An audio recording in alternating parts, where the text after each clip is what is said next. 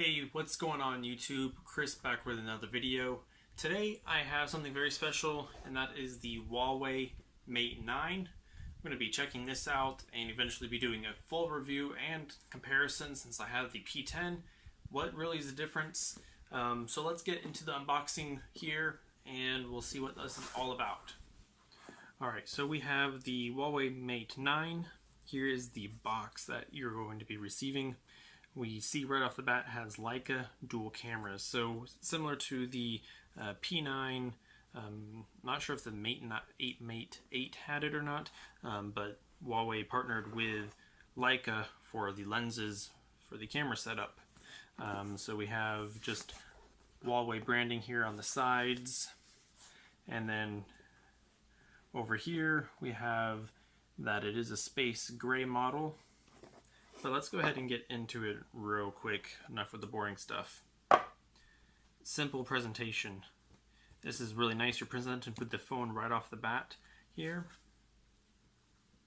Now I do want to say first that I've gone ahead and factory reset this. I've also updated it to the latest EMUI version. So I've already opened this already. Just want to let you guys know that. Move this out of the way.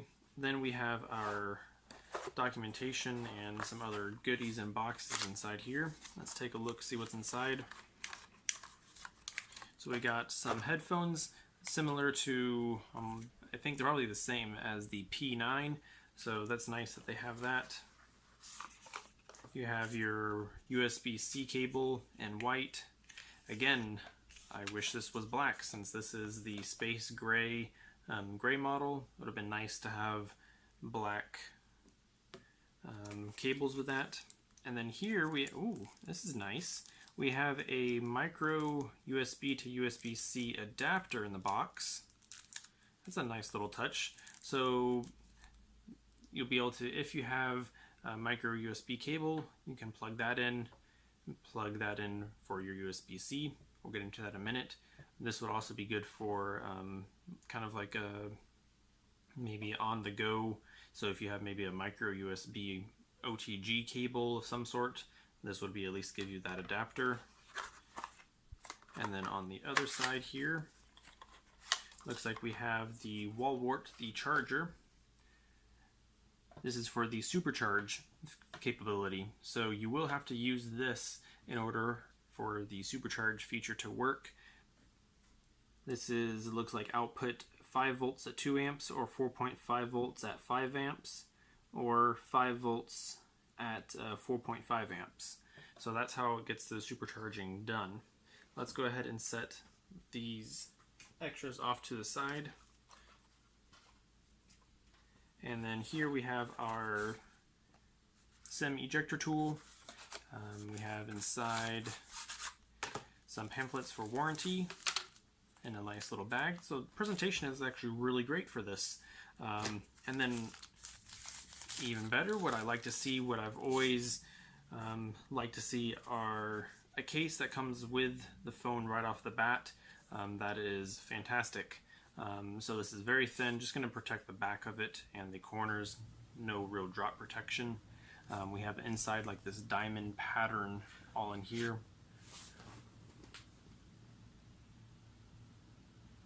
This diamond pattern all in there, and basically nothing on any of the sides there.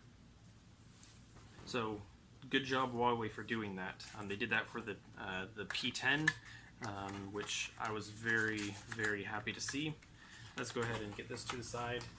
So as I already said, this is the gray model. They do also have a silver, which has a white front. This has the black. So let's go around the device as you would suspect. First, the build quality is outstanding. I actually like the build quality better than that of the P10. The reason why, this just feels solid. The metal aluminum frame, the alloy frame, to me feels more industrious than the P10, which was like sandblasted. It felt just like softer of some sort. On the sides, I'm not sure if you're going to be able to see this. So on the sides here,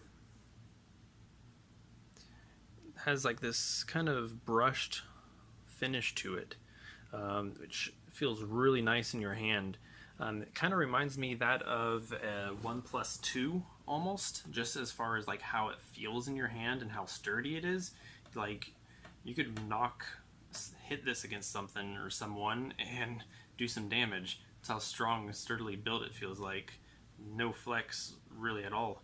Alright, enough of me jabbering. So we got the power and volume up and down buttons here on this side. I would have also liked to seen there be like a texture to the power button to help identify as far as which one you're pressing when it's in your pocket of some sort. Then you just have some antenna lines on both sides there. On the top you have a headphone jack, and over here we have your SIM tray, which doubles as a nano and a micro SD card up to 256 gigs, which is great. At the bottom you have your dual grills there. One is going to be a mic, another one's a speaker, and then your USB-C port for the supercharging. On the back is where the magic is for the camera. So we have another mic right here, your dual tone LED flash, fingerprint scanner, which in my opinion Huawei and Honor fingerprint scanners have been by far the fastest as far as reading and performance goes and reliability. And then you have your dual sensor setup partnered with Leica. So Leica lenses, and then you also have a laser autofocus and phase detection autofocus there as well. So one sensor is going to be monochromatic, the other is just a standard RGB color sensor. The monochrome is 20 megapixels, the color is 12 with a aperture of f2.2 if I'm not mistaken. So not the not that low as far as compared to like the S8 or they are down to like 1.7 now. As far as letting light in, that would have been better if it was a lower f-stop level at that point. Up front you have, this is where the big differentiation compared to the P10 or P series is the screen here. So this is a 5.7 inch 1920 by 1080 IPS LCD screen. Let's go ahead and get that brightness up a little bit. So I would have, the 1080p is not too big of a deal. It just means the performance is going to be still really great, and also battery life. Down here at the bottom you have the Huawei branding, kind of like a chrome type finish underneath a pre-applied screen protector here, which is plastic.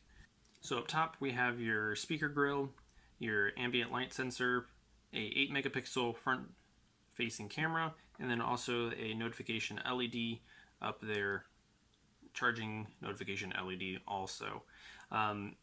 So I'm not sure if this has, I don't believe this has the oleophobic coating similar to the P10. That was kind of a big controversy as far as why this pre-applied screen protector, not taking it off and things like that. But this does have a 2.5D glass on the front, so tempered glass screen protectors are still going to be difficult to find and apply and work properly. Let's go into the OS here. So this is running the Nougat 7.0, and if we can go into the settings all the way down to the bottom, about phone, we can see, yes, EMUI 5.0, Android 7.0, and then there's also the April security patch. So the P10 is running EMUI 5.1, so this is lagging behind as far as the EMUI version, but still on Nougat nonetheless, which is really great. The Mate 9 here is pretty much internally exactly the same as the P10. This uses the Kirin 960 chipset that is manufactured by Huawei. This also does have 4 gigs of RAM, as you can see. It also has 64 gigs of internal storage. The resolution, like I said, 1920 by 1080. So basically everything's the same. The only difference is the battery. This has a 4,000 milliamp hour battery built inside, compared to the P10, which has a smaller 3,200 or 3,400 milliamp hour battery. So I would expect the battery life to be a little bit better on the Mate 9 just because of the larger battery size, but also at the same time, since it is a larger screen, it may equal out to be the same. So there is that. Now, as far as the quality and the cameras, I've been very pleased with the P10 up to this point. The camera is going to be exactly the same, just because of the fact since it uses the exact same megapixel, same sensors, same Leica lenses. So everything there is exactly the same, aside just in a larger phone.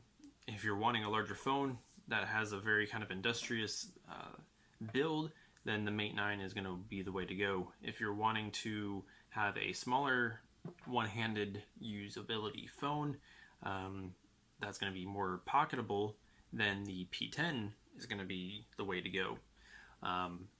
Totally different, I guess, differentiation as far as design goes.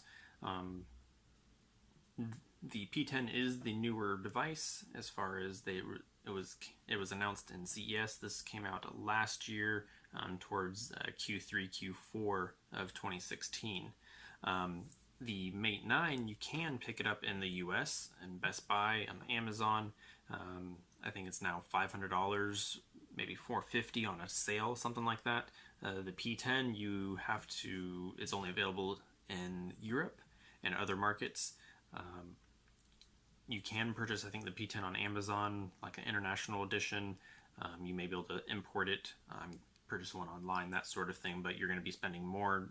The P10 is, I think, around $600 or so, but the supercharging is all the same. So that's nice that it still does that. I really like this as far as it in the hand. It's not huge. I'll compare it here real quick to the Xiaomi Mi Mix. As far as size, it is almost as tall compared to each other, but as far as width goes, this is a little bit narrower, so it is going to be more manageable in your hand. I'm not sure if you're going to be able to see that.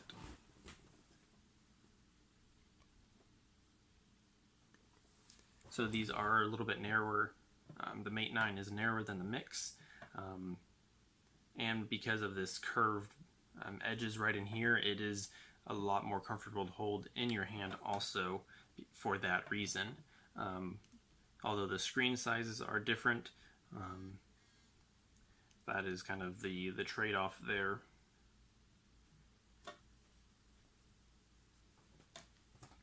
So anyways, let's go ahead and check out that case that came with the Mate 9, see how that fits.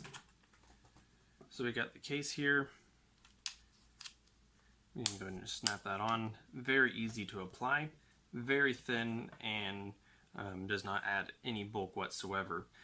It is not going to take away from the metal frame here. You still get to feel that coldness, metal in your hand while you're holding it, which is very nice. I like that for that reason. It still have that premium feel. The corners are going to be protected from just drops. It's not going to be any real protection. There is, it does cover at least the lip from the camera sensors, which is nice. And you have all of your cutouts as you would expect. Now there is a slight bit of wiggle here. There's a little bit of wiggle as far as the case goes. I'm not sure if we're going to be able to get this on camera here.